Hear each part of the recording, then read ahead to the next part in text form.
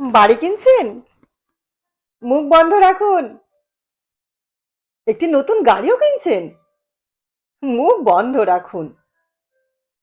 ও, আপনি নতুন ব্যবসা শুরু করতে যাচ্ছেন? তাহলে মুখ বন্ধই রাখুন। ছুটিতে যাচ্ছেন? মুখ বন্ধ রাখুন। আপনি নতুন কোর্স শুরু করতে যাচ্ছেন? তাহলে তো মুখ বন্ধই রাখুন।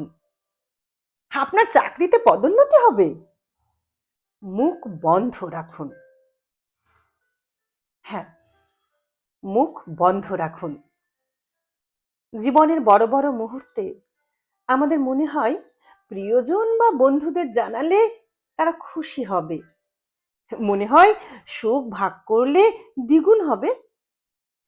কিন্তু সত্যি বলতে কি, সবসময় তা হয় না। বরং অতি তাড়াতাড়ি মুখ খোলাই হয়ে দাঁড়ায় সবচেয়ে বড় ভুল। আমাদের স্বপ্ন আসলে এক একটা বীজ। এই বীজকে মাটিতে রোপণ করার পর যত্ন চাই, সুরক্ষা চাই। কিন্তু যদি খুব তাড়াতাড়ি সবাইকে দেখাতে ব্যস্ত হই, তখন সেটি শেকড় গজানোর আগেই শুকিয়ে যায়। বাস্তব অভিজ্ঞতা বলে, যত বেশি স্বপ্ন শেয়ার করবেন, তত বেশি হিংসা, ঈর্ষা আর বদনজরের চোখ আপনার দিকেই পড়বে। আর এটাই অনেক সময় আপনার সাফল্যের পথে অদৃশ্য দেয়াল হয়ে দাঁড়ায়।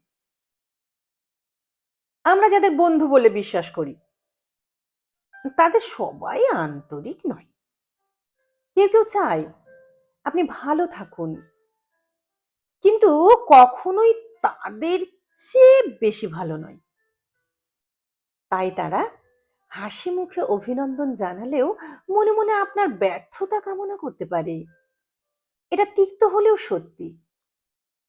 আমরা ভেবে নিই অন্তত পরিবার তো আমাদের সবচেয়ে নিরাপদ জায়গা।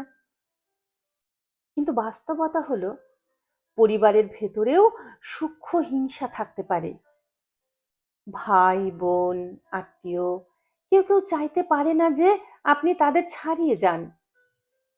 এই গোপন প্রতিযোগিতা অনেক সময় আপনার আনন্দকে নিঃশব্দে বিষিয়ে দিতে পারে।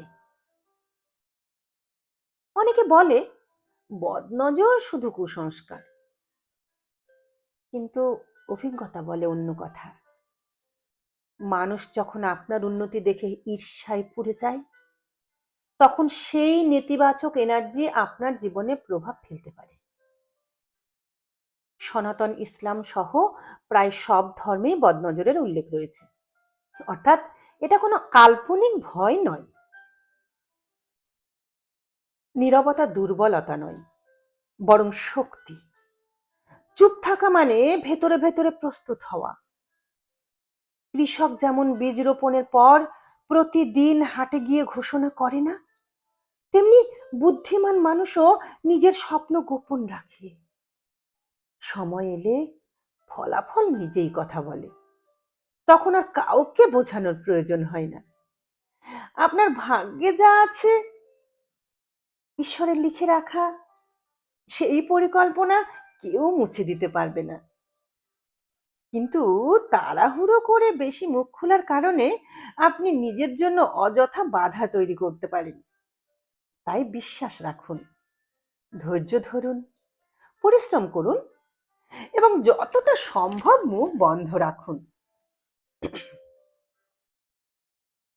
মনে রাখবেন, স্বপ্নকে আগেভাগে প্রকাশ করা মানে তাকে দুর্বল করে ফেলা।